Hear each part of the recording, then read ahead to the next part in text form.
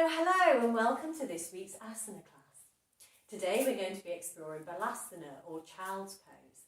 And this is one of the most easily recognisable yoga shapes. So if we come down to our mat, we can find Balasana and we see it practiced in a number of different ways.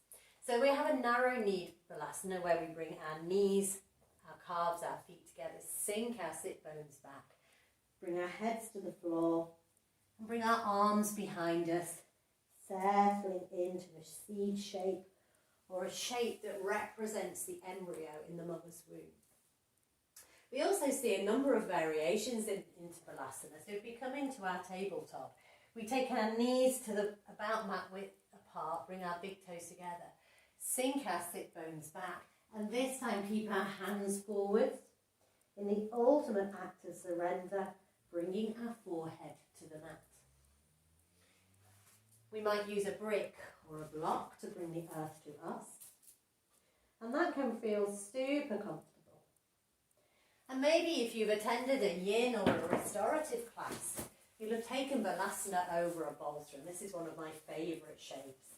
So we sit with our big toes together, our knees apart. We place the bolster in between our legs. And we literally drape over the bolster.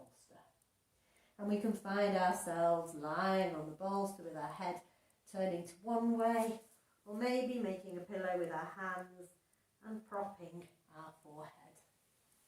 A versatile shape, and a shape that we can come into so very easily, and one I often remind my students they can come into it any time in their practice, at any time in their class when they feel they need to rest and reset. So why do we practice Balasana? Well, Balasana is the ideal shape for creating balance within the mind, body and spirit.